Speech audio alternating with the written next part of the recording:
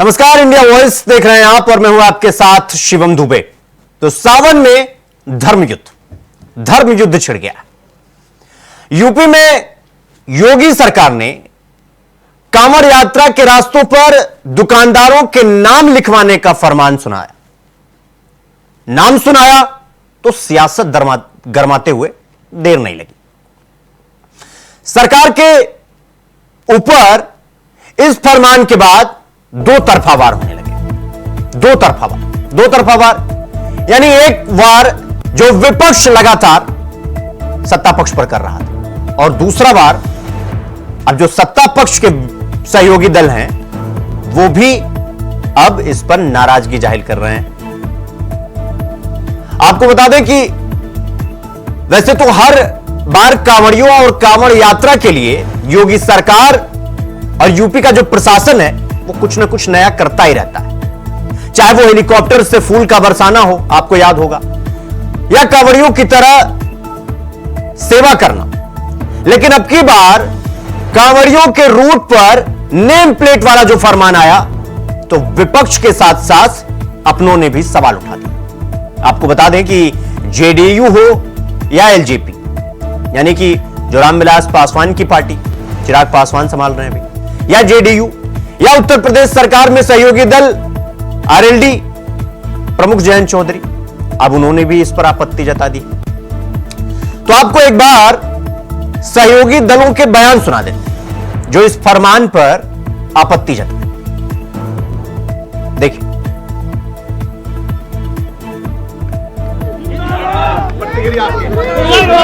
हमारा जो स्टैंड है इस इशू पे हमारे प्रदेश अध्यक्ष बोल चुके हैं, वही पार्टी का स्टैंड है। और जो कावड़ लेके जाते हैं उनकी सेवा में सभी लोग लगते हैं। ना तो कावड़ लेके जाने वाला व्यक्ति कोई पहचान करता है, जो सेवादार है उनकी वो एक आशीर्वाद की तरह वो प्राप्त करते हैं, ग्रहण करते हैं और आगे चलते हैं अपने काम। कोई इस हिसाब से जाति या धर्म के पहचान करके सेवा नहीं लेता और ना ही इस मामले को धर्म जाति से जोड़ा जाना चाहिए। सब प्रतिष्ठान अपना नाम लिखें। अब एक मालिक कोई और हो सकता है, ब्रांड कुछ और हो सकता है। मैकडॉनल्ड्स क्या लिखेगा, खतौली में बर्गर किंग क्या लिखेगा। मैं 21वीं सदी का पढ़ा लिखा युवा हूं और मेरी लड़ाई ही जातीयता और सांप्रदायिकता के खिलाफ है। I hold this particular reason responsible for the backwardness of my state. जातीयता और सांप्रदायिकता ने ही सबसे ज्यादा मेरे राज्य बिहार का नुकसान किया है। मैं इतनी हिम्मत रखता हूं, बिहार जहां पे मैं ये मानता हूं कि वहां की राजनीति जातीयता से बहुत ज्यादा डोमिनेट होती है, सांप्रदायिकता पे आधारित होती है। ऐसे में मैं इतनी हिम्मत रखता हूं कि बिहार के मंच पे खड़ा होकर मैं इस बात को बोल सकूं कि मैं जात पात धर्म मजहब में मैं विश्वास नहीं रखता हूं, व्हिच इज ट्रू ऑल्सो। मैं नहीं मानता हूं। मैं बस इतना मानता हूं कि एक अमीर है और दूसरा गरीब है। अमीर वर्ग में भी हर जात पात धर्म मजहब के लोग मिलेंगे, गरीब जाति में भी आपको हर जात पात धर्म मजहब के लोग मिलेंगे। इन दोनों के बीच की खाई को हम लोग को पाटने की जरूरत है और हर सरकार की जिम्मेदारी है। नहीं, इससे बड़ी कांवड़ यात्रा बिहार में निकलती है, वहां इस तरह का कोई आदेश नहीं है। और फिर प्रधानमंत्री जी की जो व्याख्या है भारतीय समाज के बारे में, एनडीए के बारे में, सबका साथ, सबका विकास और सबका विश्वास, ये लगाए गए प्रतिबंध इस नियम के विरुद्ध है। तो ये तीन सहयोगी दल हैं एनडीए के जो इस पर नाराजगी कहिए या आपत्ति कहिए, अब वो जता रहे हैं। यानी कि आरएलडी और फिर एलजेपी रामविलास पासवान और जेडीयू और तीनों पार्टी के नेताओं की हमने आपको बाइट सुनवाई और तीनों इस बात पे आपत्ति जता रहे हैं कि ये गलत आपत्ति जता और नामों की इन्हीं पर्चियों पर ये जो हिंदू मुसलमान वाली सियासत है ये भी गर्म हो गई। कोई इस फैसले को संविधान के खिलाफ तो कोई समाज में नफरत फैलाने वाली साजिश का हिस्सा होता है। अब इस फरमान को लेकर बाकी विपक्षी दलों ने क्या कुछ कहा, आपको एक बार वो भी सुनवा देते हैं।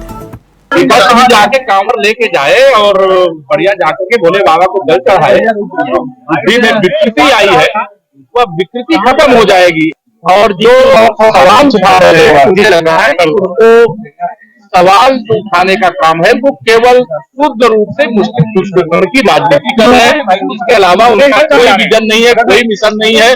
तो ये कांवर यात्रा की पवित्रता को प्रभावित करने के लिए इस प्रकार के बयान दे। कोई सरकार संविधान के खिलाफ ऑर्डर पास करती है तो भारत सरकार को उसका नोट लेना चाहिए, उनके पास अख्तियार है। ये इस तरह से जो ऑर्डर निकालकर आर्टिकल 17 का वायलेशन है संविधान का, अनटचेबिलिटी को प्रमोट कर रहे हैं, राइट टू लाइफ के खिलाफ है, आप लाइवलीहुड के खिलाफ है, आर्टिकल 19 के खिलाफ है। और ये आप होते कौन है भाई? आप किस बुनियाद पर ऑर्डर निकाल रहे? और आपके ऑर्डर निकालने से मुजफ्फरनगर इतने ढाबे और मुस्लिम एम्प्लॉइज को निकाल दिया गया है। जो मुसलमान के ढाबे थे वहां कोई जा नहीं रहा है खाना खाने के लिए। आप ये कहाँ रुके? कल कोई मुसलमान बोलेगा रमजान में 30 दिन रोजे रखता हूँ, 15 घंटे में पानी नहीं पीता हूँ, पानी मत पिलाइए किसी को। ऐसा कर सकते क्या आप? मैं कह रहा हूँ योगी जी का और ओवैसी के बयान पर मैं कोई बाध्य नहीं हूँ। वो क्या बोलते हैं, मैं अपनी पार्टी की बात कर रहा हूँ। हमारी पार्टी समान विचारों पर चलती है, हम कोई फर्क नहीं करते। राष्ट्रीय लोकदल चौधरी चरण सिंह के विचारों पर चलता है। चौधरी चरण सिंह हिंदू मुसलमान किसान को एक मानते थे। चौधरी चरण सिंह जातियों के खिलाफ थे। चौधरी चरण सिंह किसी धर्म से भेष नहीं रखते थे। और हम गांधीयन हैं, तो हम कैसे कह देंगे कि आप जो है मीट की दुकान बंद करो और शराब पिलाओ लोगों को? तो पहले शराब की दुकान बंद करो, मेरी मांग है। जो मीट की दुकान बंद करने की बात कर रहे हैं तो मेरी मांग है शराब की दुकान बंद करो। दिस इज होली यात्रा है, ये पवित्र यात्रा है, इसमें शराब की दुकान बंद करो। भाजपा ऐसा समाज बनाना चाहती है कि जात के आधार पर, धर्म के आधार पर, जनजाति के आधार पर हम किसी दुकान के पास जाएंगे या नहीं जाएंगे? क्या इस प्रकार के समाज में एकता रह सकती है? तो सरकार के इस फरमान के बाद अब विपक्ष तो हमलावर था ही, लेकिन सत्ता पक्ष के जो सहयोगी दल हैं वो भी अब इस पर नाराजगी जाहिर कर रहे हैं, विरोध दर्ज कर रहे हैं। तो चर्चा की शुरुआत करेंगे और कौन कौन से मेहमान इस चर्चा में हमारे साथ शामिल हो रहे हैं आपको उनसे परिचय करवा देते हैं। आपका doctor H N Upadhyay ji, प्रवक्ता कांग्रेस, पिंटू तोमर राजनीतिक विश्लेषक हमारे साथ जुड़ गए, अशोक तिवारी समाजवादी पार्टी के प्रवक्ता हैं और प्रदीप बैस नेता भारतीय जनता पार्टी के। प्रदीप बैस जी, चर्चा की शुरुआत आपसे ही करेंगे। ये अभी तक जो ये फरमान था इस पर विपक्ष आप पर हमलावर था कि आप हिंदू मुसलमान कर रहे हैं, आप अनटचेबिलिटी यानी छुआछूत को बढ़ावा दे रहे हैं और आपकी राजनीति यही है। लेकिन अब आपके सहयोगी दल भी जो आपसे कदम में कदम मिलाकर चलते हैं, अब आप वो भी अपनी आपत्ति दर्ज करवा रहे हैं। इसका मतलब फैसला गलत है?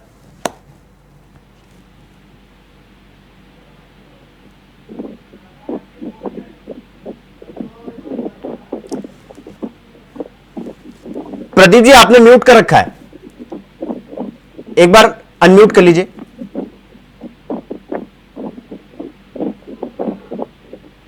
प्रदीप जी, सुन पा रहे हैं आप मुझे? आवाज आ रही है मेरी आपको? जी जी, बोलिए। जो कांवड़िए हैं जो यात्रा करते हैं, क्या उनका मूलभूत अधिकार नहीं है क्या?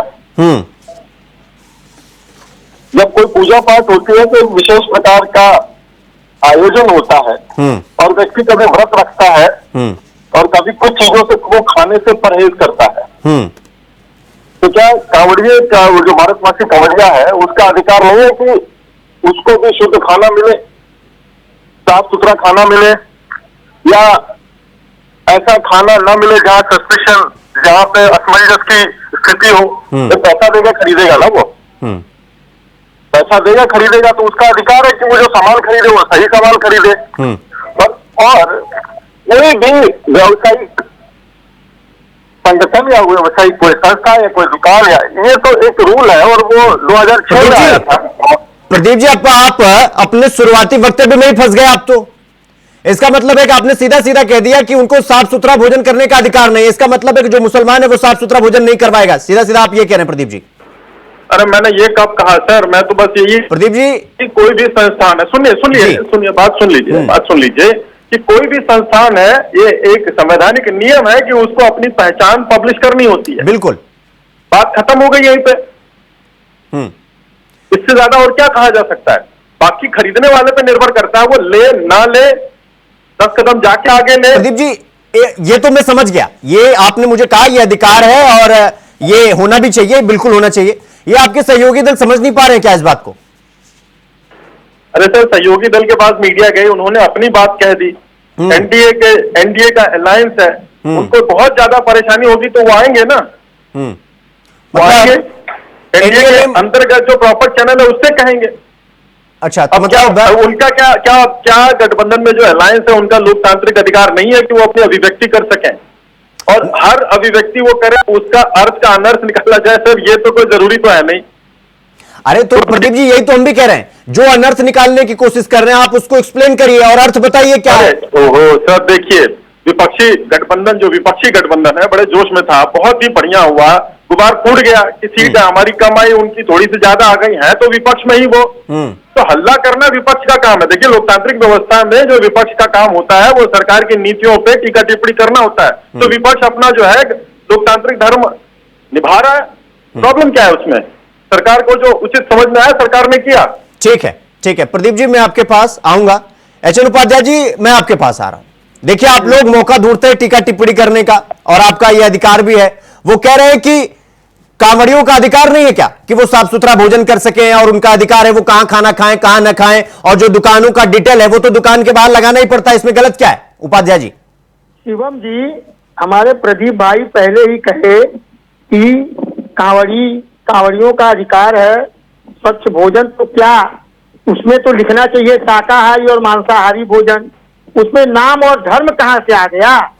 आप देखिए, अभी एक दिन पहले ही था, कांवड़ियों ने एक हिंदू दुकानदारों से उलझ गए स्वच्छ भोजन न खिलाने के लिए, और तो ये कहा कि इसमें आ गया, अगर आपको स्वच्छ भोजन चाहिए तो शाकाहारी और मांसाहारी लिखिए। जिस तरह से शाकाहारी पर हरा निशान और मांसाहारी पर लाल निशान होता, देखिए इनकी पूरी राजनीति धर्म पर आधारित रहती है। 2014 से ही ये देश को तोड़ने का काम कर रहे हैं, संविधान को तोड़ने का काम कर रहे हैं। आदरणीय राहुल गांधी जी ने अपने भारत जोड़ो यात्रा, न्याय यात्रा के द्वारा देश की एकता और अखंडता को मजबूत बनाने का प्रयास किया, ये फिर उसको तोड़ने का काम कर रहे हैं। जिस तरह से लोकसभा चुनाव में इन्होंने उत्तर प्रदेश में अपनी बुरी गत कराई है, अब ये उपचुनाव आ रहा है, ये फिर सोच रहे हैं धर्म के आधार पर ध्रुवीकरण करके हम चुनाव जीत जाए। देखिए, हमारे देश की जनता जाग चुकी है। जिस तरह से कांवड़ियों की बात से नहीं लग रहा है तो करे हमको हिंदू मुसलमान से कोई मतलब नहीं है, हम दुकान पर जाएंगे, हम अपना दुकान पर ले रहे हैं ना, दुकान प्रभावित हो रहा है। अब ये इनको अगर ये लिखना था तो यही मौका था इनको लिखने का, नाम आप पूरे प्रदेश में पहले लिखवा देते। अरे भाई, एक बात कहिए उपाध्याय जी, एक सवाल का जवाब दीजिए। मान लीजिए आप एक दुकान पर जा रहे हैं, उपाध्याय जी आप गए मान लीजिए दुकान पे, अब दुकान पे लिखा हुआ है नाम कि अब्दुल की दुकान है या अमर की दुकान है, दिक्कत क्या है इसमें? हिंदू मुसलमान कहां हो रहा है? नहीं, इसमें यही हो रहा है, ये सोच रहे हैं कि कांवड़िए जो है हिंदू मुस्लिम के दुकान से सामान नहीं खरीदेंगे। अरे भाई, अभी एक मिनट उपाध्याय जी, अभी आप ही कह रहे हैं कि वो जो कांवड़िया हैं वो कह रहे हैं कि हिंदू हो या मुसलमान हम जाके भोजन करेंगे जहां करना चाह रहे हैं, फिर दिक्कत क्या आ रही है? मतलब डिवाइड एंड रूल तो आप खेल रहे हैं ना? मतलब नहीं, इनका उद्देश्य इनकी सोच में है। अब हमारी देश की जनता जाग चुकी है। देखिए, हर दुकानों पर लिखा जा रहा है, उसमें नाम के साथ साथ मोहब्बत की दुकान और आदरणीय राहुल गांधी जी की फोटो लगी हुई है। तो ये सिद्ध हो रहा है कि राहुल गांधी जी एकता और अखंडता के लिए संघर्ष कर रहे हैं। अच्छा, तो मतलब आप ये चाह रहे थे कि जो कांवड़ रूट है उस पर जितनी दुकानें उस पर मोहब्बत की दुकान लिखी जाती तो ठीक था। अपने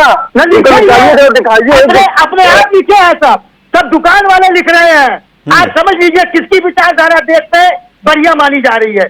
और शिवम जी, इनकी मुसलमान नहीं है करके, आप संविधान को बचाने की बात करके आप पूरा कर लिए तो का पता नहीं लगा, 8:30 का पता नहीं लगा, 1 जुलाई निकल गए तो कुछ पता नहीं लगा।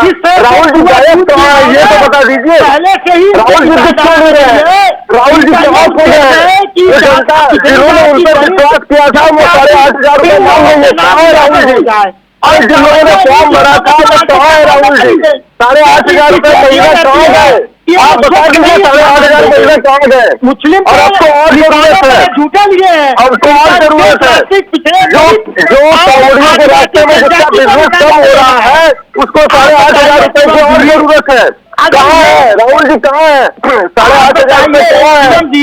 पूरे गुजरात के आदमी अयोध्या में बनारस से ठेकेदारी लेकर ठेकेदारी कर रही है, क्यों नहीं लिख देते हैं गुजरात का ठेकेदार? गुजरात का ठेकेदार लिखे तो ले, और यहाँ पर लोगों के लिए कोई मौका नहीं है। ये गुप्त युग जो है गुजरात की ठेकेदारियों को ठेका दे देते हैं, वहीं के अधिकारी आते हैं, वहीं के मजदूर आते हैं, यहाँ के लोगों को कोई नहीं मिलता है रोजगार। तो लिखे तब न प्रदेश की जनता जाने कि कौन सा ठेका किसका है। ये क्यों नहीं लिख रहे हैं? देखिए, इनकी मानसिकता हमेशा देश को तोड़ने की है, धर्म के आधार पर ध्रुवीकरण करने की है। अब ये इसमें सफल नहीं होंगे। जिस तरह से इनके सहयोगी इनका विरोध कर रहे हैं, सहयोगी बस ऊपर से विरोध कर रहे हैं। अरे आप, अगर आपकी बात नहीं मानी जा रही है, उपाध्याय जी एक सेकंड, मेरी बात सुनिए। उपाध्याय जी मेरी बात सुनिए। अभी आपने कहा कि अगर ऐसा ही था तो लिखवा दे गुजरात का ठेकेदार, मुंबई का ठेकेदार। अब मुझे एक बात जवाब दीजिए, आप यूपी में आप समाजवादी पार्टी के साथ गठबंधन में थे अभी लोकसभा चुनाव में, और वो था पीडीए फॉर्मूला उनका, पिछड़ा दलित अल्पसंख्यक, लिखवा देते। ये सांसदी का जो क्षेत्र है वो एक दलित का है, ये वाला जो है वो एक ब्राह्मण का है, ये कहने लिखवा दिए, तब तो जाके गठबंधन करके सरकार बना, आप सीट लेने की कोशिश करिए। मतलब आपका मतलब अपना अलग ही चल रहा है। उपाध्याय जी देखिए, शिवम जी, पीडीए तो हर जगह आ गई, अखिलेश यादव जी, राहुल गांधी चिल्ला रहे हैं, मतलब बात ही क्या है? उपाध्याय जी देखिए, मतलब अपना वाला सबको अच्छा लगता है। ठीक है, मैं आपके पास आऊंगा उपाध्याय जी, मैं आपके पास सामान्य वर्ग की गरीबों की सरकार है। उपाध्याय जी मैं आपके पास आ रहा हूं भी। अशोक तिवारी जी मैं आपके पास आ रहा हूं। जिस तरह से इस वक्त उत्तर प्रदेश में चल रहा है कि भाई कांवड़ रूट पर तख्ती लगानी होगी कि दुकान किसकी है, स्वामित्व किसका है, मालिक किसका है, मतलब क्या है, सब डिटेल लिखना होगा। दिक्कत कहां है इसमें अशोक जी? देखिए शिवम भाई जी, भारतीय जनता पार्टी हाँ इस समय बहुत ऊहापोह की स्थिति में है, बहुत ज्यादा बैकफुट पे आ गई है, डरी हुई है, उपचुनाव सर पर है, 27 का चुनाव हार रही है बुरी तरह से। उसके ही विधायकों ने, उसके ही मंत्रियों ने स्पष्ट बयान दे दिया कि हार रही है। अब भाजपा परेशान है, इधर उधर की बात कर रही है, मुद्दे से भटकने का प्रयास कर रही है, ऐसा काम कर रही है जिससे कहीं न कहीं से हमें कुछ विभेद पैदा कर, सामाजिक विद्वेष पैदा करें, जिससे कि वोट खड़ा करें अपना। अच्छा, लेकिन सफलता नहीं मिलेगी। हाँ। सफलता मैं बता रहा हूँ, बहुत अच्छी बात बता रहा हूँ, सफलता नहीं मिलेगी इनको। हाँ। क्योंकि जो बात हमारा समाज काफी पीछे छोड़ चुका है, आज हमारा समाज अस्पृश्यता को हटा चुका है, अनटचेबिलिटी को हटा चुका है। आज उस चीज को याद दिला करके फिर से खड़ा करना चाहते हैं। आज एक वर्ग ऐसा है जो कि भाजपा में है, खास तौर से वो वर्ग पिछड़ा विरोधी है, दलित विरोधी है, दलितों को छोटा मानता है, पिछड़ों को छोटा मानता है। कौन सा वर्ग है?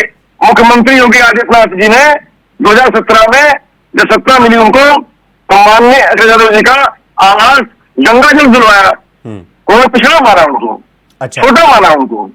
ये हालत है, ये इनके विचार है। अच्छा ठीक, अब हालत एक चीज का जवाब दीजिए अशोक जी, ये 2006 में किसकी सरकार थी उत्तर प्रदेश में? क्या बोले? 2006 में उत्तर प्रदेश में किसकी सरकार थी? 2006 में तो खैर मुलायम सिंह जी की थी। हाँ, और 2011 में कौन था? 2011 में अखिलेश जी थे। अखिलेश जी थे, मिला जुला के समाजवादी पार्टी की सरकार थी। तो ये जो कानून बना था कि जो दुकानदार है उनका पता उनको बाहर लगाना होगा, बकायदा 2011 में नियम बना होगा, 2006 में तब तक ठीक था। अब बीजेपी कह रही भाई लिखवाइए उसको साफ साफ, तो आपको 2011 में मायावती जी थी। हाँ, मायावती थी। नहीं सुनिए ना मेरी बात, ये जो 2006 में मुलायम सिंह यादव जी की सरकार, देखिए भाई, कितना भी ये मुद्दे उठाए, गलत मुद्दे उठाए, अनटचेबिलिटी का मुद्दा उठाए, जनता इनके झांसे में आने वाली नहीं है। आज पीडीए के पूरा का पूरा लामबंद है, इनको 10 सीधे चुनाव हारने जा रहे हैं, 27 चुनाव हारने जा रहे हैं। जनता बैठने वाली नहीं है। जो कांवड़ यात्री है उसमें दलित भी जाते हैं, पिछड़े भी जाते हैं, बहुत से लोग जाते हैं जो कि इनको वोट नहीं देते हैं, और वो वोट कभी देंगे इनको। सवाल इस बात का है, सब लोग मेल जोल से रह रहे हैं, भावना से रह रहे हैं, प्यार से रह रहे हैं, इनको ये चीज अच्छा नहीं लग रहा है। लेकिन इनका ये चालबाजी फेल हो गई है पूरी तरह से, कोई घास नहीं डाल रहा है इस चीज को, और जो है कोई इस तरफ जा ही नहीं रहा है। ठीक है, अब ये जहां तक मुस्लिम की बात है, मुस्लिम ही नहीं खाता है मांस मछली, मांस मछली हिंदू बहुत ज्यादा खाता है। हिंदू में वो लोग खाते हैं, तमाम तो ब्राह्मण खाते हैं, तमाम ठाकुर खाते हैं। ऐसा नहीं है कि मांस मछली कोई खाता नहीं है। और सवाल इस बात का है कि उसमें कौन क्या है। सत्य प्रकाश है कोई फरीद है, लेकिन इसका मतलब ये नहीं है कि मांस मछली फरीद ही खाते हैं, सत्यप्रकाश जी नहीं खाते। अरे अशोक जी, सवाल इस बात का है जी। देखिए यहाँ सवाल मांस मछली का नहीं है, वो तो आप जो कह रहे हैं जिसको खाना है वो खाएगा, उसका अधिकार है भाई वो खाए। सवाल ये कि नाम से क्या प्रॉब्लम है। जिस तरह से अभी शिवम जी हमारी बात को गंभीरता समझिए जी। अभी भाजपा के प्रवक्ता जिस प्रकार से कह रहे हैं साफ सफाई स्वच्छता, उनको स्वच्छता में भी जो है फर्क लगता है। उनको मनुष्य में, इंसान में स्वच्छता में फर्क लगता है। ये बहुत पीछे जा रहे हैं, ये बहुत पीछे की दुनिया में जा रहे हैं। आज की जनता बहुत आगे जा रही है, विकास चाहती है अपना। आज की जनता फॉरवर्ड है, इसमें बैकवर्ड क्लास। ठीक है अशोक जी, 2011 में लाल सिंह की सरकार थी, एक बार देख लीजिएगा आप। प्रदीप बैस जी मैं आपके पास आ रहा हूँ, अशोक तिवारी जी मैं आपके पास आऊंगा। एक सेकंड ठीक है, सुनिए प्रदीप बैस जी, 2011 में मायावती जी की सरकार थी, एक मिनट 12 में अखिलेश जी की सरकार आई है जी। प्रदीप जी मैं आपके पास आ रहा हूं। जिस तरह से इस वक्त चल रहा है उत्तर प्रदेश में जो रूट है उस पर अब तख्ती लगाना होगा कि भाई किसकी दुकान है, नाम क्या है, पता क्या है, सब कुछ लिखना होगा। दिक्कत क्या है, एक तो ये, और दूसरा बीजेपी की मुश्किलें और भी बढ़ जा रही हैं। क्या है, क्योंकि सहयोगी दल भी अब इस पर आपत्ति जता रहे हैं। तो देखिए मैंने शुरू में कहा शिवम जी कि हमारा जो एनडीए का गठबंधन है, क्या विपक्षी दल जो लोकतांत्रिक व्यवस्था है वो स्वतंत्र है अपनी बातों को कहने के लिए, और जब वो प्रॉपर प्लेटफॉर्म पे आएंगे तो उसका निराकरण होगा। हमारे अंदर की बात होती है, एनडीए एक अलायंस है, ऐसा नहीं है किसी अन्य अलायंस की तरह से कि आप जो है अपने डपली अपना राज बजाएं। आप देखो उनको, अगर उनके विचार हैं तो उनका सम्मान है, और इसमें परेशानी। एक बार पिंटू तोमर जी के पास चले जाते हैं। पिंटू तोमर जी, सवाल वही है कि जिस तरह से आदेश आया कि भाई जो रूट है कांवड़ रूट, उसमें जितनी दुकानें हैं सबको बकायदा तख्ती लगानी होगी, जो नहीं लगाएगा उसके खिलाफ कार्रवाई की जाएगी। अब इनके सहयोगी दल इनका समर्थन नहीं कर रहे हैं, भाई वो विरोध जता रहे हैं, वो कह रहे हैं कि अनटचेबिलिटी में हम नहीं मानते हैं, हम 21वीं सदी, हम नई सदी के लोग हैं तो हम इसमें नहीं मानते हैं। यानी कि बीजेपी कहीं ना कहीं दो तरफा गिर गई है क्या पिंटू जी? देखिए इसमें ना दो तीन चीजें हमें समझनी होंगी। जो विरोध का कारण है खासतौर से राष्ट्रीय लोकदल का, उसका कारण हम मान सकते हैं कि एक मीरापुर सीट है जहां पर विशेष के काफी वोटर है। इस कारण वो हो सकता है उनको जीतना बहुत महत्वपूर्ण है अगर उन्हें भारतीय जनता पार्टी के साथ गठबंधन में रहना है। जेडीयू के साथ मजबूरी ये है कि नीतीश कुमार का जो चेहरा है वो बहुत क्लीन और साफ चेहरा माना जाता है बिहार की राजनीति में, तो उनको भी बिहार के चुनाव में जीतना है, क्योंकि केंद्र की राजनीति से अब नहीं लगता कि उनके लिए कोई चांस बचे हैं, तो उनको वहां जीतना जरूरी है। लेकिन इसमें हमें दो तीन चीजें जरूर समझनी होंगी। आपने बिल्कुल सही मुद्दा उठाया, 2011 में फूड एंड सिक्योरिटी के तहत एनेक्टेड 3 में ये आदेश लाया गया था। इसमें कोई भी धर्म का व्यक्ति हो उसको अपनी दुकान के काउंटर पे बहुत स्पष्ट रूप से और बड़े अक्षरों में अपना नाम लिखना होगा। इसमें मुझे नहीं लगता किसी को आपत्ति होनी चाहिए। लेकिन उत्तर प्रदेश की हर बात बड़ी राजनीति बन जाती है, पूरे देश में जाती है, क्योंकि 80 सीट है और लोकसभा में 30% का योगदान देती है। अब हाईकोर्ट में मसला चला गया है, कल माफ कीजिएगा, सुप्रीम कोर्ट में मसला चला गया है, याचिका दायर कर दी गई है, कल उस पर सुनवाई है, उसमें भी देखना होगा। सिर्फ यूपी की 10 जो विधानसभा की सीट है उनके उपचुनाव और उसके अलावा साल के आखिर तक जो देश में 4 राज्यों में चुनाव होने हैं उसको लेकर चाहे वो भारतीय जनता पार्टी हो या विपक्ष हो, वो एक तरीके से राजनीति कर रहा है, अपने अपने गोलाबंदी वो कर रहा है। ये देश की सबरी का है। झूठे देर खाए थे हम चारों लोगों के आराध्य हैं प्रभु श्री राम उन्होंने। उसके अलावा आज आप गाँव में चले जाइए, किसी गाँव में चले जाइए, कांग्रेस बीजेपी या सपा के साथ ही बता दे, जो अर्थी बनती है उसको मुस्लिम कारीगर बनाता है हर गांव में, और कोई नहीं बनाता है। कांवड़ को कौन बनाता है? मुस्लिम बनाता है। और तीसरी और सबसे महत्वपूर्ण बात जो है शिवम सर, वो ये है कि जितनी भी दुकानें हैं कांवड़ यात्रा पे जिस समय रश होता है, क्योंकि जब हरिद्वार से जल उठता है तो केवल उत्तर प्रदेश नहीं बल्कि राजस्थान, हरियाणा, दिल्ली के कांवड़िया भी होते हैं जो लाखों की संख्या में होते हैं, और उनकी सुविधाओं के लिए हर दुकान, हर ठेली हटा दी जाती है। तो ये तो इशू ही नहीं है कि लोग वहां जाएंगे और उनको खाने की जरूरत भी नहीं पड़ती है। कांवड़ियों की तमाम लोग उनके लिए सेवा शिविर लगाते हैं, जिसमें मुसलमान भी बढ़ चढ़ के भागीदारी करते हैं। तो मुझे जो लग रहा है कि कानून के हिसाब से, और पुलिस जो है वो एक ऐसा फोर्स है जो खुद आदेश नहीं दे सकती है, वो केवल इम्प्लीमेंट करती है किसी भी चीज को। 2011 का आदेश वो इम्प्लीमेंट कर रही है, बस इतना ही तो कर रही है। तो मुझे लग रहा है कि कोई भी पार्टी, चाहे बीजेपी हो, सपा हो, कांग्रेस हो, आरजेडी हो, आरएलडी हो, ये सब आगामी चुनाव को देखते हुए इस मुद्दे को उठा के गोलबंदी कर रहे हैं। ठीक है। प्रदीप जी मैं आपके पास आऊंगा, उपाध्याय जी मैं आपके पास आ रहा हूं। जैसा कि अभी कहा पिंटू जी ने कि सामने चुनाव है, इसलिए पूरी तरीके से भुनाने की कोशिश की जा रही है आप लोग द्वारा। सर देखिए, जब राजनीति में या किसी राजनीतिक दल द्वारा कोई निर्णय लिया जाता है तो निश्चित तौर पर उस पर हो हल्ला होना आवश्यक है, लेकिन सारी बातें प्रदीप जी ये सवाल उपाध्याय जी से था। शिवम जी, जैसा कि पिंटू जी कह रहे थे कि 2011 में कानून लागू है, ठीक है, उस समय लागू होने का कोई विरोध तो हुआ नहीं है। तो आप ये 7 साल आपकी सरकार थी, आपने लागू नहीं किया। आपको इसी कांवड़ यात्रा में ही ये लागू करना था, पूरे प्रदेश में आप लागू करिए।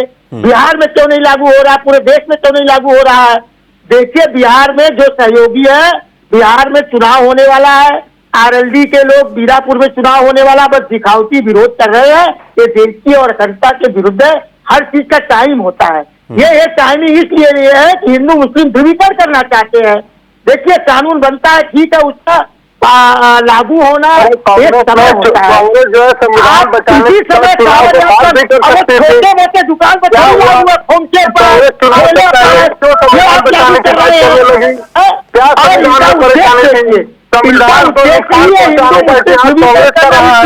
चुनाव से पहले जनजातियों की पहचान करना, ये दुकान जनजाति का है, ये दुकान का है, ये बताना चाहते हैं आप।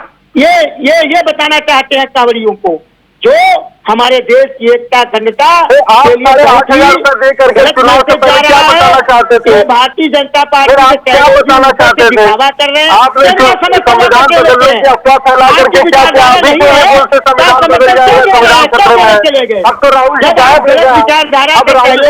यही होगा। अब राहुल कहाँ चले गए? संविधान को वो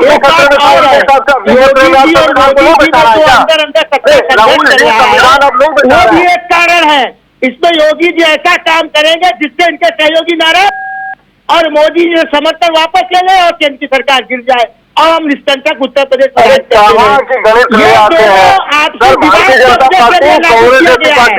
नहीं सहयोगी जब तो लागू हो गया है, अब वापस होना मुश्किल है। क्यों नहीं मुश्किल है भाई? आपने तो बहुत चीज वापस किया, किसान कानून वापस किया, ऑनलाइन हाजिरी का अटेंडेंस स्थगित किया, ये क्यों नहीं वापस ले सकते हैं?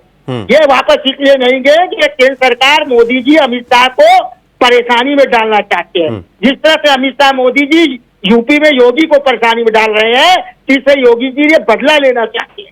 ये आंतरिक संघर्ष का परिणाम है। उपाध्याय जी, भुगत रही है। उपाध्याय जी, नेता प्रवक्ता का तो पता था मुझे कांग्रेस पार्टी का, आप तो पूरा फॉरकास्टिंग करने लगे, भविष्यवाणी करने लगे। आप तो अब आपके अंदर ये भी टैलेंट है। आज पता चला कि आगे क्या होने वाला है, सारी गुड़ागड़ी तो आप तो अभी से बैठा ही लिए हैं सब कुछ, तो गिरा ही दीजिए सरकार 2-3 महीने में। इन लोगों का देख कर लग रहा है ना, ऐसे ही ना गिरेगी जब इनकी विचारधारा, जैसे सहयोगी नाराज हो रहे हैं, सहयोगी नाराज हो रहे हैं, अब बहुत उनको ईगो को ठेस पहुंचेगा, समर्थन वापस ले लेंगे जब ये ऐसे ही काम करते रहेंगे।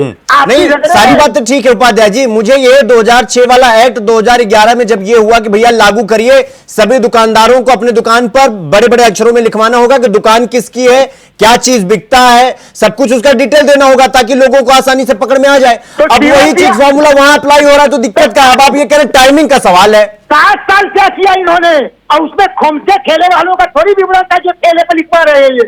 अरे बड़े बड़े दुकानों का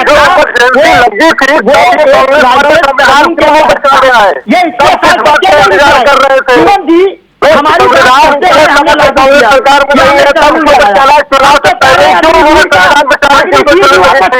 वापस कर रहे हैं इनको, जो इनके मुनाफिक रहेगा तो वो पार्टी ने कानून बनाया, लागू नहीं करेंगे।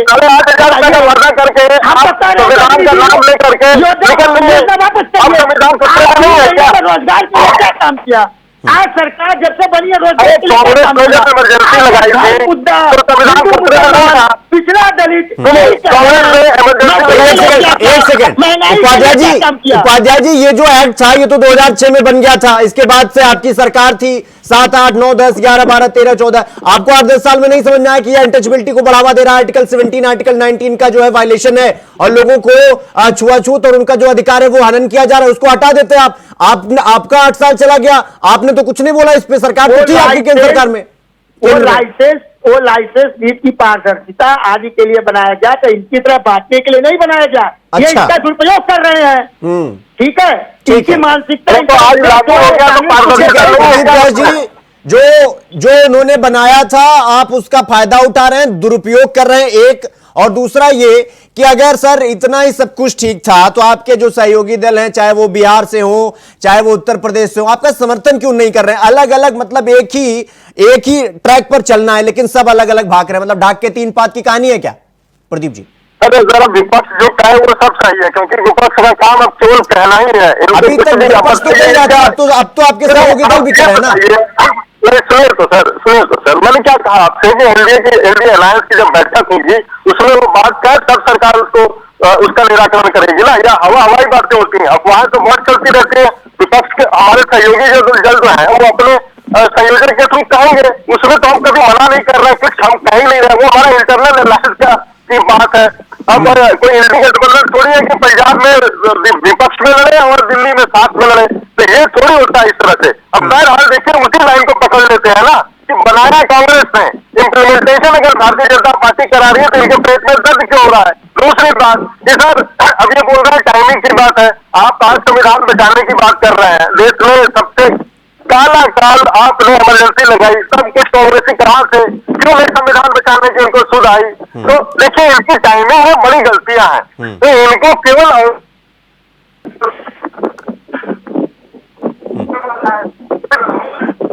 ठीक है प्रदीप जी आपकी आवाज नहीं आ पा रही है, मैं उसको ठीक करवा के फिर आपके पास आऊंगा। अशोक तिवारी जी मैं आपके पास आ रहा हूं। देखिए अशोक तिवारी जी कहानी फिर वहीं लौट कर आ जाती है और सबसे बड़ा टाइमिंग का सवाल अभी उपाध्याय जी कह रहे थे। टाइमिंग का सवाल यह कि जब भी कांवड़ यात्रा का समय होता है या यूपी सरकार की तरफ से जब कोई फरमान जारी किया जाता है वैसे ही समूचा विपक्ष पलटवार क्यों करने लगता है? सवाल यह कि जब कांवड़ यात्रियों पर हेलीकॉप्टर से पुष्प वर्षा की बात हुई तो समस्या, इसके बाद उनके पैर धुलवाने की बात हुई तो समस्या, और अब उनके रूट पर यह कहा जा रहा है कि भाई जो दुकानदार हैं वो अगर हिंदू हो या मुसलमान हो अपना अपना जो है नाम लिख दो भैया, ताकि कांवड़ियों को यह क्लियर हो जाए कि वो जहां रुकना चाहे, जिसके यहां रुकना चाहे वो पानी पिए, अपना खाना पीना खाएं, आगे बढ़े। दिक्कत क्या है अशोक तिवारी जी? हर बार जो है आपत्ति दर्ज कराना जरूरी है क्या? शिवम जी ये चाहते हैं दिखाना कि हमको दिक्कत है, हमको दिक्कत कुछ नहीं है, ये हवाई है, सब सारे तीर के हवा में उड़ जा रहे हैं, कोई तीर निशाने बैठ ही नहीं रहा है। मजा इस बात का है, सवाल इस बात का है शिवम जी कि आप इतने इनोसेंट नहीं हैं, आप भी इतने साधारण व्यक्ति नहीं हैं कि आप कुछ समझ ही नहीं पा रहे हैं। आप सब समझ रहे हैं कांवड़ यात्रा के बहाने किस तरह से तीर साधा गया है, वो मंशा इनकी सफल नहीं होगी। जो इनकी घृणित मंशा है कि हम विभेद करके वोट पैदा कर लेंगे, वो वोट पैदा नहीं कर पाएंगे। तमाम पिछड़े तमाम दलित कांवड़ यात्री हैं जो हमारे वोटर हैं, हमें वोट देते हैं, इनके झांसे में आने वाले नहीं है। बुरी तरह से ये पिछड़ रहे हैं इस समय, ये बिखर गए हैं, ये आंसू बहा रहे हैं इस समय ये बैक फुट पर है, बर्बाद हो गई भाजपा 10 के 10 सीटें हारेगी चुनाव और बुरी तरह हारेगी 27।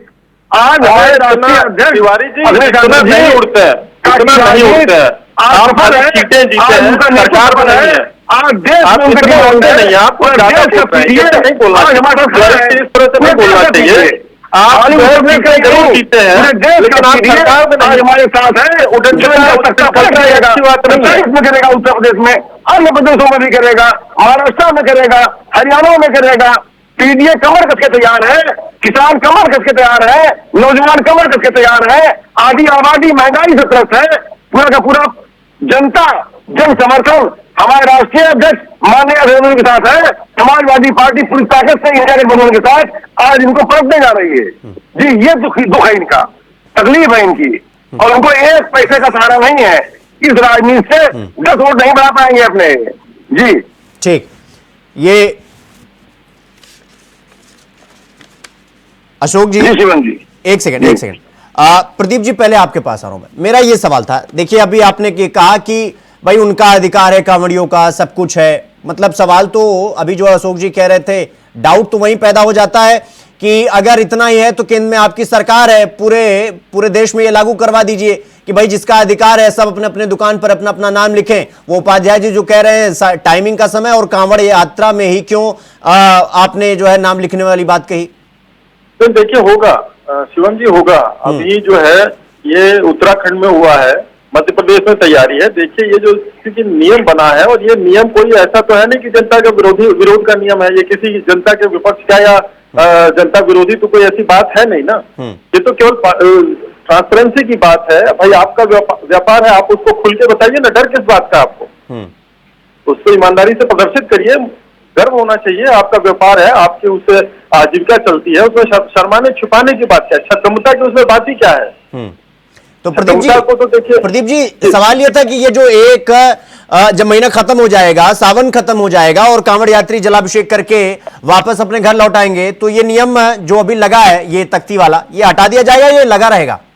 उसमें परेशानी क्या है लगे रहने में? शिवम जी बताइए, परेशानी क्या है लगे रहने में? मैं पूछ रहा हूँ, आपसे पूछ रहा हूँ। देखिए खरीदने वाला नहीं, देखिए अब सरकार ने इम्प्लीमेंट किया है, निश्चित तौर पे ये संवैधानिक नियम है, तो इसको कंटिन्यू किया जाएगा। प्रॉब्लम क्या है इसको बताइए ना। किसी व्यापारी को, वैसे भी रेहड़ी पट्टी वाले जो भी संवैधानिक तौर पे लाइसेंस लेकर शुल्क दे करके लगाते हैं, क्या उनका नाम मैंने तो देखा है कि रेडियो पे भी जो उसमें जो है नगर निगम, जो स्थानीय नगर निगम देता था, उनके विषय में जानकारी होती थी। तो इसमें बुराई क्या है आप बताइए ना। सीधे सीधे तो सवाल है कि नाम छिपा करके छद्मता में कोई व्यापार करना, इसमें अगर इसको इस पे करेक्टिव मेजर्स लिए गए हैं प्रदेश सरकारों द्वारा, तो प्रॉब्लम किसको हो रही है?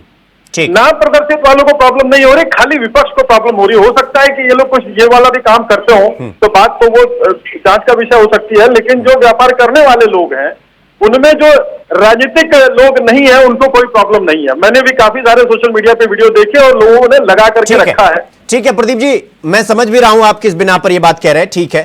पिंटू तोमर जी, मैं आपके पास आ रहा हूं। जिस तरह से आप कह रहे हैं कि देखिए ऐसा है, प्रदीप जी ये कह रहे हैं कि भैया हमने देखा है कि वीडियो में क्या क्या आता है, कैसे कैसे आता है, वो तो साफ साफ कह रहे हैं। सवाल ये कि इससे फायदा क्या? अशोक जी कह रहे हैं उनका राजनीतिक लाभ है इसमें, ये हिंदू मुसलमान कर रहे हैं, उपाध्याय जी इस पर हमला बोल रहे हैं, मतलब ये कहानी जाके रुकेगी कहां? और सवाल तो ये कि क्या सावन के बाद ये हट जाएगा या इंप्लीमेंट होगा? अगर इंप्लीमेंट होगा तो इतना ही अच्छा है, तो पूरे देश के लेवल पे करिए भाई। देखिए इम्प्लीमेंट का तो ऐसा है कि ये तो कानून है, और ये तो आप भी किसी रेस्टोरेंट में खाना खाने जाएंगे या किसी मेडिकल स्टोर पे जाएंगे, तो मेडिकल स्टोर जैसी जगह पे भी ड्रग लाइसेंस लगा होता है, और उसके नाम बाकायदा ओनर का और फार्मासिस्ट का, अगर जो ओनर है वो फार्मासिस्ट नहीं है तो होता है। लेकिन बात फिर वही घूम के आती है, अगर बीजेपी इसको वोटों के लिए कर रही है, तो फिर सपा और कांग्रेस इसका विरोध क्यों कर रही है? ना तो सी बात है, वो भी वोटों के लिए ही कर रही है। लेकिन इसमें ये जरूर देखना होगा कि ये सवाल आपका बहुत अच्छा है शिवम सर, कि क्या ये केवल कावड़ के लिए है या इसके आगे भी रहेगा? अगर इसके आगे भी रहेगा तो फिर सरकार की, उत्तर प्रदेश सरकार की मंशा पे शंका जाहिर नहीं करनी चाहिए। लेकिन अगर यही रुक जाता है कावड़ के बाद 2 तारीख को 2 अगस्त को जैसे शिवरात्रि है, तो जाहिर सी बात है विपक्ष और हमलावर होगा और वो और सीटें हमले करेगा। उत्तराखंड में भी ये लागू कर दिया गया है धामी सरकार द्वारा, लेकिन वहां सवाल नहीं उठ रहे। तो सवाल सिर्फ वही आता है कि उत्तर प्रदेश में आखिर हर बात में बवाल क्यों बचता है? उत्तर प्रदेश में ही क्यों कहा जाता है कि मुख्यमंत्री हटाया जाएगा? महाराष्ट्र में भी स्थिति अच्छी नहीं रही थी भारतीय जनता पार्टी की, वहां कभी ये बात नहीं की जाती है कि वहां से मुख्यमंत्री हटा दिया जाए, क्योंकि तकरीबन दुगनी सीटों का फर्क है लोकसभा की जो सीटें हैं। उत्तर प्रदेश की बहुत छोटी बात बड़ा ब्रेकिंग न्यूज बनती है, लेकिन बाकी राज्यों की बात जो है ये छिप जाती है। ये बड़ा महत्वपूर्ण रहेगा शिवम से देखना कि क्या 2 तारीख के बाद भी इसी तरीके से ये नियम लागू रहता है या इसको सरकार वापसी ले लेती है। हालांकि जो सुप्रीम कोर्ट में सुनवाई होनी है कल, अगर कल कोई सुप्रीम कोर्ट आदेश दे देता तो सारी चीजें फिर क्लियर हो जाएगी। ठीक है पिंटू तोमर जी, मैं आपके पास आऊंगा। उपाध्याय जी, मैं आपके पास आ रहा हूं। अभी आप कह रहे थे कि इनकी मंशा खराब है। अब सवाल यह है कि नेम प्लेट तो हिंदू भी लगा रहा है, मुसलमान भी लगा रहा है। भाई किसको कहां खाना है ये उसका अधिकार है, वो जाएगा खाएगा, जिसको जो खाना है वो खाएगा, वो जो उसका जो मन करेगा वो तो खाएगा, हम रोक नहीं सकते उसको, उसका अधिकार भी है। सवाल यह है कि इसमें आपको हिंदू मुसलमान नजर आ जा रहा है। मतलब जहां हिंदू जहां मुसलमान है तो आप हिंदू मुसलमान करने पहुंच जाएंगे। मतलब ऐसा है क्या उपाध्याय जी, आपको मौका मिल गया है कि भैया बहती गंगा में हाथ धो लेते हैं, सामने चुनाव भी है तो मौके पर चौका हो ही जाएगा। शिवम जी अच्छा बताइए, हम ही तो विरोध कर नहीं रहे हैं, इनके सहयोगी भी तो विरोध कर रहे हैं।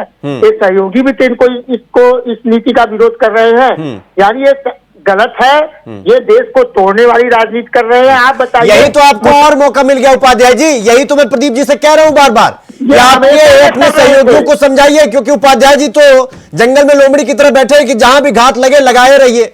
जी शिवम जी, जैसे कह रहे हैं कि कानून बना था, ये अब बताइए, हमने तो मनरेगा कानून भी बनाया, खाद्य फूड का कानून भी बनाया, ये तो नहीं कहे ये कांग्रेस ने सरकार बनाया, इससे हम कहाँ हुआ है?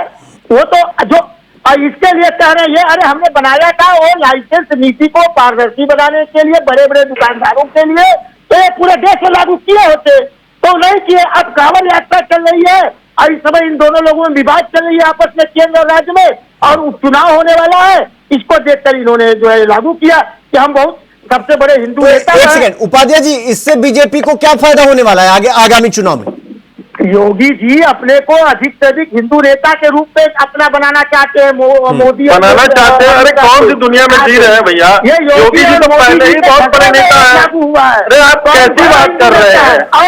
अरे उपाध्याय जी, योगी जी हिंदू नेता नहीं, गोरखपुर सीट के महंत है और सारा ब्रह्मांड जानता है। उपाध्याय जी, लोकसभा चुनाव से पहले जब राम मंदिर का उद्घाटन हुआ तो आप लोगों ने कहा कि देखिए चुनाव के समय में उद्घाटन इसलिए कर रहे हैं ताकि ये फायदा लेना चाहते हैं, हालांकि फायदा हुआ नहीं। अब आप उससे तालियां बजा रहे हैं कि देखिए बीजेपी ने ऐसा कुछ किया, लेकिन कुछ हुआ नहीं, पब्लिक ने नकार दिया। अब आप कांवड़ यात्रा में भी पहले से वही रोना रो रहे हैं ताकि अगर कल को उपचुनाव में हार मिल जाए तो बोला जाए कि देखिए और करिए हिंदू मुसलमान, देश की जनता समझ गई है। मतलब चिट भी आपकी, पट भी आपका। ये तो होगा ही, इसको सब सीट हारना है। देखिए शिवम जी, हम ये कह रहे हैं कि इनकी जो नीतियां हैं वो देश के हमेशा तोड़ने वाली नीतियां रहती है। अरे आपकी कौन सी जोड़ने वाली नीति है? अभी केरला में आपका सहयोगी गठबंधन है, उन्होंने फॉरेन सेक्रेटरी घोषित कर दिया। आप क्या वो देश तोड़ने की नीति नहीं है क्या? इनकी आपकी केरला में आपके सहयोगी गठबंधन की सरकार है, वहाँ पे संविधान विरोधी काम हुआ है, क्या उसका विरोध नहीं कर रहे हैं जी? आप बताइए, इनका मुसलमान तो असली निशाना पिछड़ा दलित है, क्योंकि ये छुआछूत की भावना से ग्रसित है।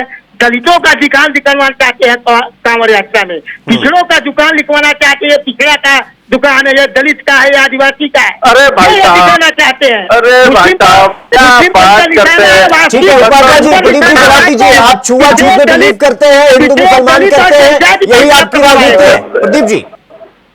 सर अगर आप थोड़ा सा भारतीय राजनीति के इतिहास को पीछे जाके देखेंगे तो छुआछूत और जातिवाद और ये जो है क्षेत्र का, और ये इमरजेंसी से पहले क्या क्या चीजें हुई थी यहाँ, जबरदस्ती लोगों के साथ क्या क्या किया गया दिल्ली में, तुर्कमान गेट बहुत अच्छी तरह से याद है, इशारा ही बहुत है। तो उस समय कांग्रेस का शासन था। अब कांग्रेस जो है, जो संविधान बचाने का पूरा नाम लेकर के ढिढोरा पीट कर रहे, हमारे सब नेता संघर्ष करते रहे छुआछूत को दूर करने के लिए। आप 55 वर्षों तक, आजादी के 55 वर्षों तक हमारा शासन था क्या? आजादी के 55 वर्षों तक हमारा शासन था क्या? हमेशा सुप्रियाती की बात करते थे, दलितों से हमेशा अपने को दूरी बनाने की बात करते थे। हमने कभी भी वोट बैंक की तरह से किसी भी को भी यूज नहीं किया। भारतीय जनता पार्टी प्रगति और राष्ट्रवाद की बात करती है। जब इनके, आप बताइए 84 के बाद से इनकी कितनी पूर्ण बहुमत की सरकार आई? अगर हम छुआछूत की बात करते रहते थे 14 और 19 में, हम सबसे बड़ी पार्टी अपने आप पूरे बहुमत में हम सरकार बनाए, हम सबसे बड़ी पार्टी है। और 84 के बाद से अभी तक कांग्रेस को कितनी बार पूर्ण बहुमत की सरकार मिली? अगर हम इस तरह की बातें करते रहते तो क्या बहुसंख्यक समाज हमें वोट देता? 14 और 19 में हमारी पूर्ण बहुमत की सरकार थी, अभी भी हम सबसे बड़ी पार्टी है। अरे अभी भी हम आपसे ज्यादा वोट है हमारे पास, आपसे ज्यादा बहुमत की सरकार है। अरे आप 99 ज्यादा होता है, 240 ज्यादा होता है? नहीं, गरीब पढ़े 99 ज्यादा होता है कि 240 ज्यादा होता है? हमारी 197 सहानुभूति लहर के बाद कौन सी आपकी सरकार आई जिसमें आपको पूर्ण बहुमत मिला था? आप आगे दलितों के रहनुमा बन करके ठगने का काम करने वाले, आप बोलिए मत। आपको क्या हो गया? राहुल गांधी जी कहाँ है? संविधान क्यों नहीं आते बाहर? राहुल गांधी जी कौन सी आपके पास? राहुल गांधी जी को कौन से बिल में घुसा के रखा है? निकालिए ना, संविधान अगर खतरे में है। अरे राहुल गांधी जी बिल में घुसने वाले नहीं है, बिल में तो निकालिए, कहाँ गायब है? राहुल गांधी आप बताइए शिवम जी, देखिए सीधे से लॉजिक है कि 14 और 19 में हमारी पूर्ण बहुमत की सरकार थी और हमें बहुसंख्यकों ने वोट दिया था। जो यूपीएससी के चेयरमैन है उनको इस्तीफा दिवा कर बिल में घुसे हैं। आज छात्रों अरे राहुल जी से बोलिए ना, राहुल जी से बोलिए ना। छात्रों का जो लाखों छात्रों का भविष्य आपने चौपट किया है यूपीएससी के चेयरमैन। सर झारखंड से शुरू हुआ था, आप क्यों चुप हो गए? आपके कार्यकर्ताओं के नाम आने लगे तो आप आज चर्चा में बोल रहे हैं। झारखंड में बताइए किसने पेपर लीक किया था? ये लीक का पेपर झारखंड में लीक हुआ था। प्रदीप जी और उपाध्याय जी, एक सेकंड, देखिए मुद्दे से भटकिए मत। आप लोग की आदत है कि आप लोग लड़ते लड़ते बहुत दूर निकल जाते हैं, मतलब थोड़ा मुड़ के वापस भी आना होता है, टॉपिक पे आना होता है। काम करेंगे। अरे शिवन जी, कांग्रेस का बनाया हुआ कानून था, उस समय इनकी केंद्र में सरकार थी, हमने उसको लागू किया है। अब तकलीफ इनका होना लाजमी है। सवाल ये है कि ये लागू रहेगा या नहीं रहेगा? सावन के बाद खत्म तो नहीं हो जाएगा प्रदीप जी? अरे सर, समय आने दीजिए ना, अभी सावन खत्म का हुआ, तो सावन शुरू भी नहीं हुआ है। अभी सावन शुरू बीत जाने दीजिए, उसके बाद होगा तो फिर चर्चा कर लेंगे। अभी तो शुरुआत हुई ना, होने दीजिए शुरुआत। अभी देखिए बरसात होगी, नीचे बिल में सांप बिच्छू सब निकलेंगे सावन में। अभी आप देखते जाइए आगे क्या क्या खेल होगा। प्रदीप जी, ये अभी तो बिच्छू निकल रहे हैं ना, चुनाव वाले देखते जाइए। न्यायाधीश सदस्य रहेंगे, मुख्य न्यायाधीश को आपने हटा ही दिया। ठीक है, एक सेकंड उपाध्याय जी, प्रदीप जी मैं आपके पास आऊंगा, अशोक तिवारी जी मैं आपके पास आ रहा हूं।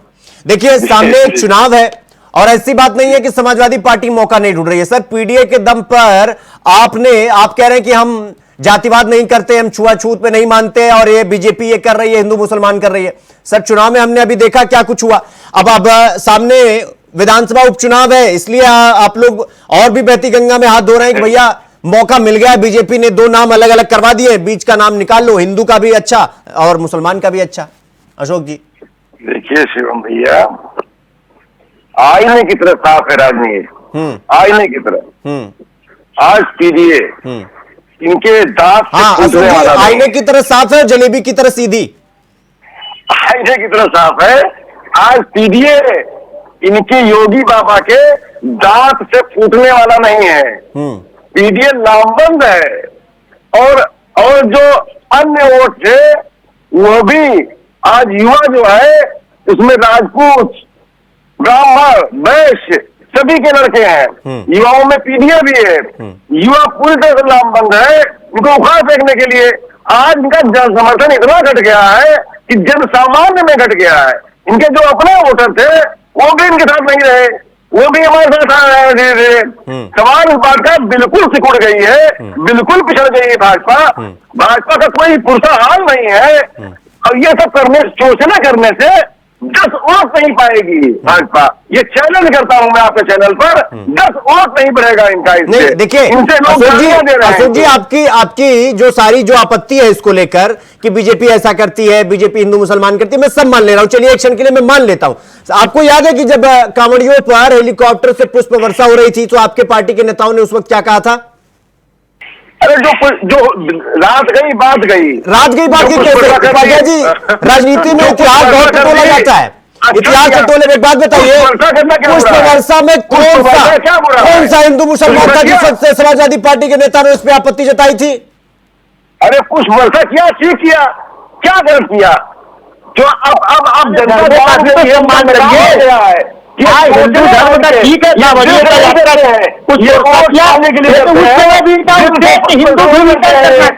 आज शिवम भैया दिल से ये पुष्पवर्षा नहीं करते हैं, ये मन ही मन अपमान करते हैं, झूठे ऊपर से जुमले के तरीके से पुष्पवर्षा करते हैं। जनता जान गई है, समझ गई है, इनके खिलाफ है, इनको हाशिए पकड़ दिया है।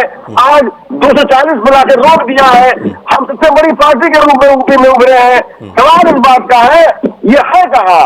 धरती गायब हो गई भाजपा की। भाजपा धरती तलाश रही है। प्रदीप जी जवाब दीजिए। शिवम जी एक बार जरा इनका प्रश्न दोहरा दीजिए। इन्होंने बात तो बहुत कुछ की, लेकिन प्रश्न क्या था वो समझ में आया। आप अगर रिफ्रेश कर दें तो मैं जवाब दे देता हूँ। देखिए वो ये कह रहे हैं कि भाई मिला जुला कर सारी कहानी वही है कि आप हिंदू मुसलमान की बात करते हैं, आप एकदम निचली स्तर वाली राजनीति करते हैं, आपके साथ ब्राह्मण, ठाकुर, युवा, जितने भी थे सब हमारे साथ आ गए, आपके पार्टी के ही लोग आपके साथ नहीं है, इसका मतलब है कि उत्तर प्रदेश ने आपको नकार दिया है। प्रदीप जी साहब। अरे शिवम जी, हमारा 1980 से जन्म से लेकर अब तक जो विपक्ष लगाता रहा आरोप, वो पहले दिन से लेकर के अब तक लगा रहा है। कांग्रेस की 84 के बाद से पूर्ण बहुमत की सरकार नहीं आई। 91 से लेकर 91 और 96 के बीच में जो सरकारें चली अल्पमत में चली, उसके बाद 10 वर्षों तक की कांग्रेस की सरकार रही, गठबंधन की सरकार रही। हम 14 में आए, बहुमत से ज्यादा हमारे पास सीटें थी। 19 में आए, हमारे पास बहुमत से ज्यादा सीटें थी। तो लोकतंत्र की खत्म करने दीजिए। सुनिए बादल जी, जब समय आएगा बोलिएगा। नहीं तो सुनिए, उसी के नारे हमारे पास अभी वर्तमान लोकसभा में हम सबसे बड़े दल हैं। हमारे गठबंधन की सरकार हमारी चल रही है। अब इनको जो है आरोप लगाने के अलावा, ये देखिए हम पे आरोप लगाते हैं ध्रुवीकरण करने का, और पीछे पीछे भागते रहते हैं वर्ग विशेष के कि कितना उठा के दे दे, कितना दूध पिला दे कि सारा वोट हमें मिल जाए। अभी देखिए उत्तर प्रदेश में स्थिति है हमारी, जो हमने 32 सीटें हमारी कम हुई है, लेकिन बाकी सारे हिस्सों में 543 सीटें हैं, 272 उसमें चाहिए। नहीं देखिए,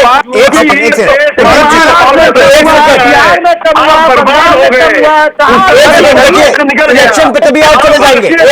एक सेकंड उपाध्याय जी, एक सेकंड अशोक जी, एक सेकंड।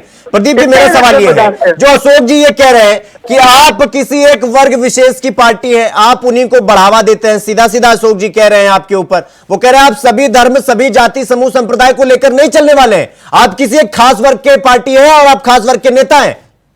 जवाब दे देता हूं, अशोक जी से पूछ के आइए शिवम जी कि क्या इनके पास डेटा है कि जब भारतीय जनता पार्टी के नेतृत्व वाली सरकार केंद्र में रही है तो योजनाएं सरकार ने जो बनाई उसमें कोई भेद हुआ हो, या उत्तर प्रदेश सरकार में कोई योजनाएं ऐसी आई जिसमें भेद हुआ हो। आपका तो इतिहास है कि एक वर्ग विशेष को ही आप यूपीएससी में तहजीब देते थे, थाने से लेकर ऊपर तक हर जगह एक ही नाम के लोग जो है छपे रहते थे।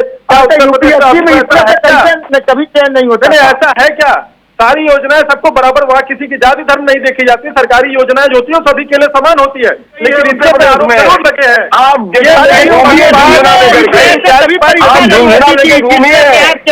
आपके पैरों तले जमीन उत्तर प्रदेश की खिसक रही है। अगर आप खुद बोलते हैं दूर हो चुका है, आज आप कहीं पर नहीं रहे। अगर आप हाशिए पर आए उत्तर प्रदेश में, और देश में भी हाशिए पर आ जाएंगे धीरे धीरे, आ ही गए हैं। तिवारी जी, 240 का हमने रोक दिया है, पूरे देश में डंका बज रहा है उत्तर प्रदेश का, पूरे देश में डंका बज रहा है उत्तर प्रदेश का। आपको 240 पर उत्तर प्रदेश ने रोक दिया है। आपको बैसाखियों की सरकार है देश में, आज भाजपा की सरकार देश में नहीं है। कौन सा कुंभ का मेला है जो 12 साल बाद आएगा? आने दीजिए अगला चुनाव, देख लेंगे जनता का क्या मत है, वो देख लेंगे ना। कुंभ का मेला नहीं है। अरे 27 में आएगा, 27 में जमानत नहीं बचा पाएंगे, ठीक है। एक सेकंड प्रदीप जी अशोक जी, मैं आपके पास आऊंगा जी। एक सेकंड, देखिए समय का थोड़ा अभाव है, इसलिए चर्चा को यहीं रोकना होगा। सवाल तो वही कि जिसको जो राजनीति पसंद आ रही है वो राजनीति हो रही है, लेकिन इस पूरे यात्रा में, इस पूरे आदेश के बाद, मतलब विपक्ष तो हमलावर है ही, अब सत्ता पक्ष भी हमलावर हो गया। अब देखना यह है कि ये जो आदेश है ये सिर्फ सावन महीने तक है, या ये जो आदेश है ये सावन के बाद भी ऐसे ही चलेगा, यानी कि तख्ती वाली जो राजनीति है वो आगे भी देखने को मिलेगी, और ये जो आदेश है ये आगे भी देखने को मिलेगा, या सिर्फ सावन के बाद से। तो चर्चा में फिलहाल बस इतना ही। देश और दुनिया की तमाम खबरों को देखने के लिए देखते रहिए वॉइस। नमस्कार।